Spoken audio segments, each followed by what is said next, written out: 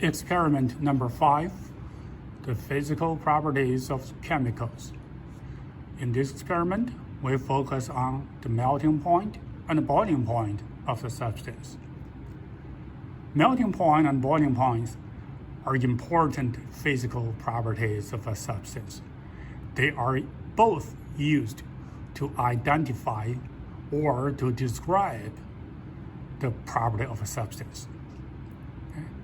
Today, we're going to measure the melting point of an unknown solid and the boiling point of an unknown liquid.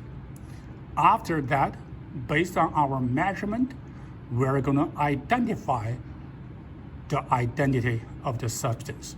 Okay? We will be provided with a list of what the solid could be, and then we will pick out from our experimental data, we'll pick out what our substance, what our unknown most likely is going to be. This is the apparatus we're going to use to measure the melting point of our solid. Okay, I'm going to describe to you how we're going to do it. In each step, the detailed procedures, I'm going to describe that or explain that to you when we're doing it. Now, a brief description. So our unknown sample will be loaded into a capillary tube like this. Or how can we put some sample into a capillary tube like this? This tube, one end is sealed, the other end is open. So we're going to pour our sample from here into the bottom. No, we cannot do that. No one can do that. But anyway, we're going to find a way to load our sample to the bottom of this capillary tube. Then we will place our sample into this part of the equipment. There's a loading channel. I don't know if you can see that or not. Maybe not. Okay. So I'm going to load it there. And we're going to observe our sample from this channel. There's a window here. You can see your sample. Now, too bad we cannot display that. But if you are here doing the experiment and if your sample is loaded and you see through here, you're going to see white crystals of your sample. Then we'll start heating by adjusting the voltage here. We'll start heating. We're going to turn it on, start heating. And here's the digital thermometer. In the monitors, the temperature here. So you're heating the sample, raising the temperature, you're watching it here, okay? And the temperature is recorded here. At a certain temperature, your sample is going to melt. Well, you can see that from this window. Those white crystals that you see earlier will become a liquid. Once you see the first liquid appears here, you move your head, take a look at the temperature. That's the temperature the melting starts.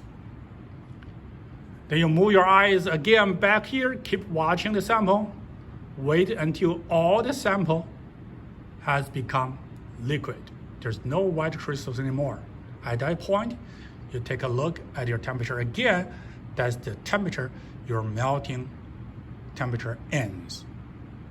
Okay? And we are going to record those temperatures. To accurately measure the melting point of a substance is not that easy.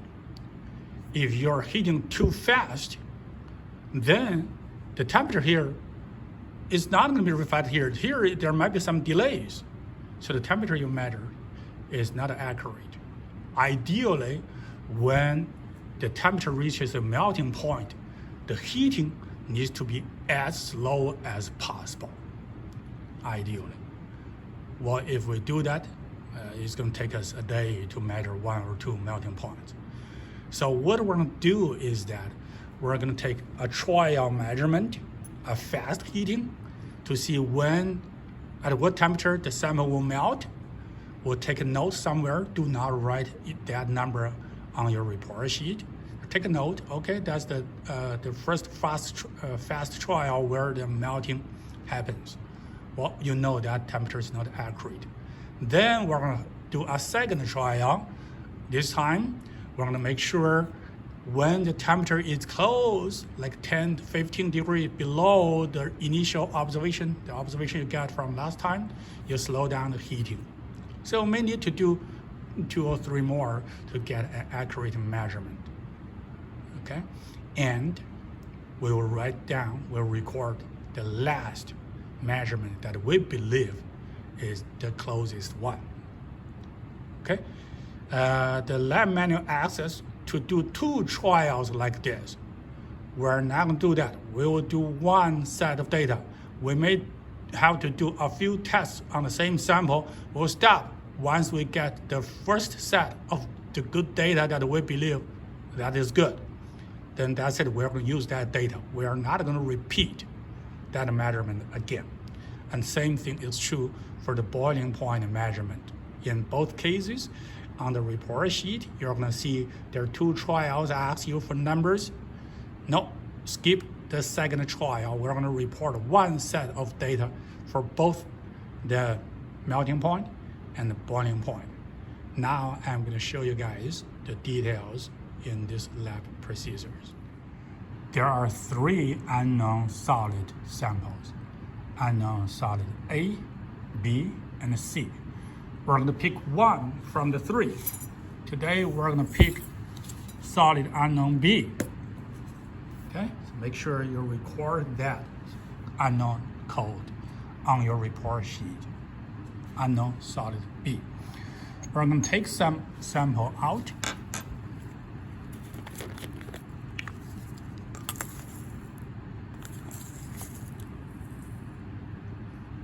Leave it into this motor,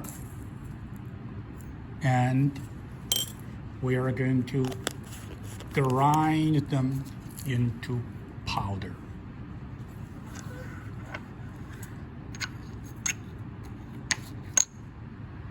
Now you can see those original big crystal particles have been ground into powder.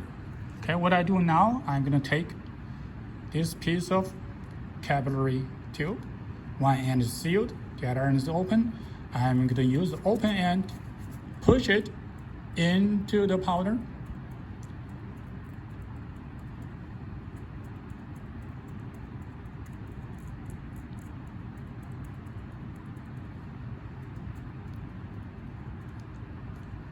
Now you can see some of the solid are inside the capillary tube now. And this is what we're going to do next. We're going to take a long tube. Both ends are open. We're going to set it up vertically. We're going to put our capillary tubes bottom down from the top here. Let it fall to the bottom a few times.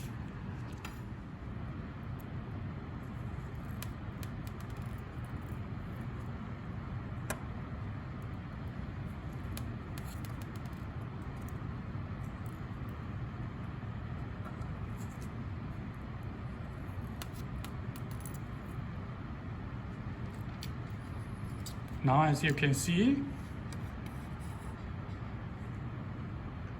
the sample has all fall down to the bottom. Don't know if I can bring it closer. I mean, it's too close, it's not clear anymore. But the white solid is at the bottom of the capillary tube. I actually made 3 of the same sample, 3 capillary tubes with the same sample. I'm going to use one of these to run a fast trial to have an idea where the melting point might be. Then I'm going to use 2 and 3 to rerun it. Every time when we get closer to the data we get, I'm going to slow down the heating. Hopefully with one of those 2, we can get a good reading of the melting point. A good reading is a reading that is narrow in range, in the melting point range. The sample is there. Heating started. temperature is rising pretty fast. I'm gonna let you guys watch this temperature. I'm going to start watching the sample. Once I see liquid, sample start to melt, I'm going to tell you when it melts. This temperature may be reaching too fast. I'm going to slow down a little bit.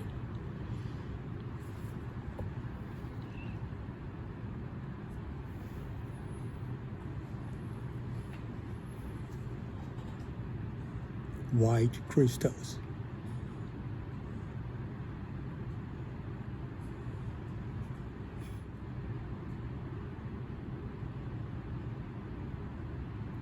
Melting started, 51-ish. We know that is not accurate.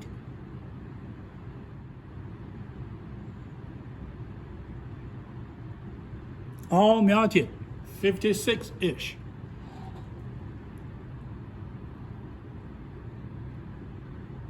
Well, it's solidified right away, but it was liquid. It's still liquid. It's not clear here, but still liquid. Okay, so I'm gonna stop heating. So we know somewhere around 51, 56, maybe a little lower, a little higher. It might be the melting, where the melting point is. I'm going to wait until this temperature cools down.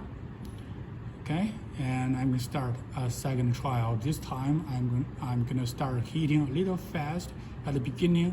When it reaches 40-ish, I'm going to slow down the heating rate.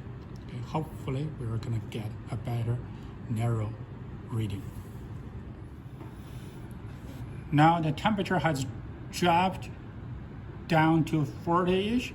We know now our sample melts at somewhere around 50, low 50s maybe. So this is not going to interfere with our experiment. 2 samples left. I'm going to take another one. So I'm going to start another run of the melting point.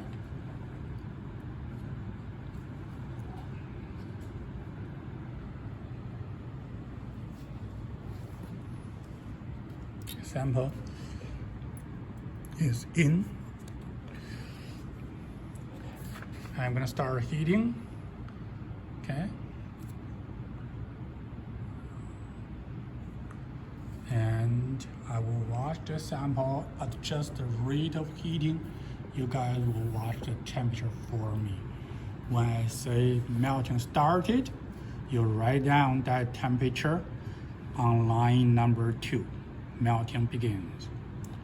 When I say it is done, you record down that temperature on line number 3, where melting ends. So again, when I say started melting, that number, you take a reading, that number goes to line number 2.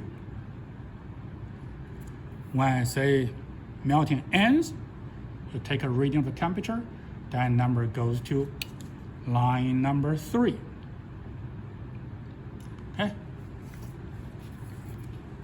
Let's start. It's approaching to 50. That's where our sample melted last time, close.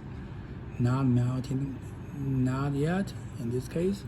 So clear, last time we heated too fast.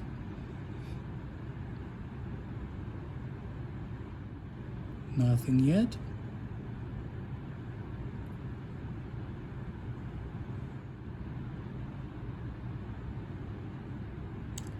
Started 52.3, okay, 52.3 goes to line number 2. Keep watching the temperature. I keep watching the sample.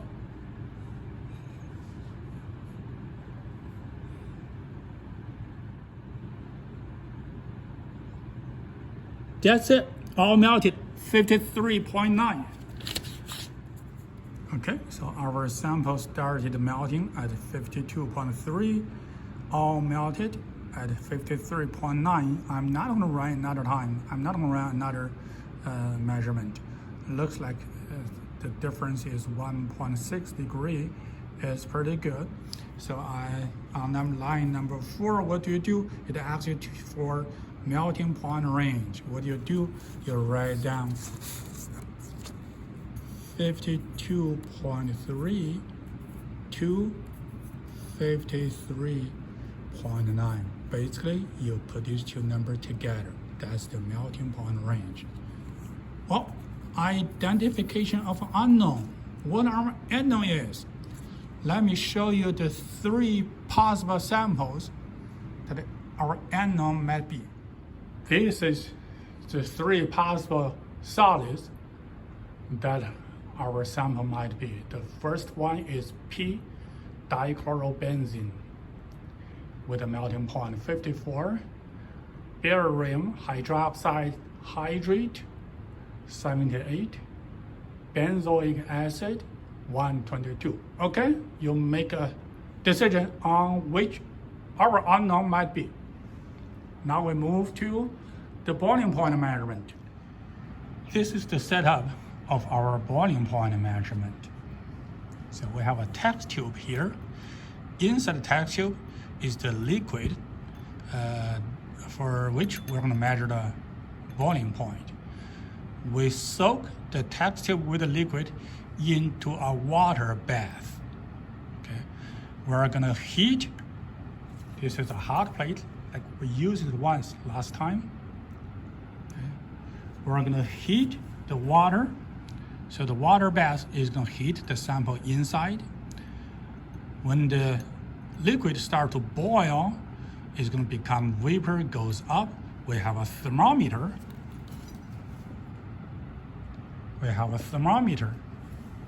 Inserted here, where we can measure the boiling point temperature. Now, when the liquid boils, the temperature, the boiling point of the liquid, the temperature will stay at that place. That will not change. As long as you have liquid boiling inside the tube, that temperature will not change. So when you take the measurement of boiling point, when you start see temperature start rising, don't rush into reading the temperature yet. Wait until the temperature stops at somewhere and holds at that place. That will be the boiling point. However, you want to make sure you read temperature while you still have liquid inside this test tube boiling. When all the liquid is gone, that temperature is going to drop. Make sure the liquid inside the test tube, most of those liquid is soaked into the water bath. Make sure the bulb of the thermometer is about 1 centimeter above the surface of the inside liquid. We have 3 unknown liquids. We're going to pick one from here. I am going to pick liquid number 2. Okay, we're going to pick liquid number 2 and measure the melting point, the boiling point of unknown liquid number 2. Make sure you record the unknown liquid number 2 ID on your report sheet. Liquid number 2 is inside the test tube. I have placed a few pieces boiling stones inside both the test tube and inside the beaker. I'm going to start heating.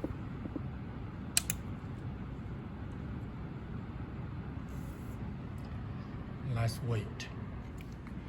This time, you guys are going to watch the sample to monitor if it is boiling. I am going to monitor the temperature. Okay, we reverse this time. So you're not watching the liquid here inside the beaker. You're watching the liquid inside the test tube. Here. Okay, right now it's not boiling yet. You guys keep watching it. I will monitor the temperature. Well, it is still boiling, and when the temperature rises and stops at a certain temperature, I'm going to tell you what that temperature is. That will be the boiling point. Okay, looks like the boiling is about to start. You can see bubbles coming out from the bottom of the test tube. Okay, hopefully you can see that. Okay, boiling started looks like. The temperature right now is a little bit above 40 and it is rising. Oh, look at the boiling. Oh. Okay. It is 45. It is 50. Still rising slowly. Is 53-ish, 54.5 right now, 55, around 55 right now, 55.0 right now is sitting at 55.0. Let's give it another minute or two.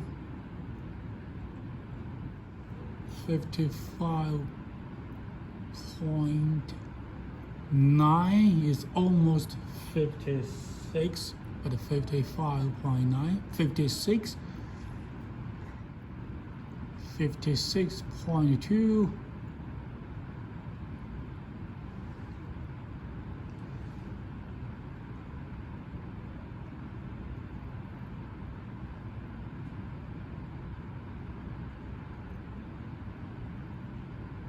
56.2. Okay. All right. 56.2. It is not rising anymore. 56.2. That's the boiling point of our unknown. Our unknown 2, 56.2. Good. Unknown number 2 has a boiling point of 56.2. Now we need to make a decision of the identity of the unknown. 3 possible liquids. Okay. Pick one based on our observed boiling point and make that prediction on your report sheet. All right, we're done with experiment number 5.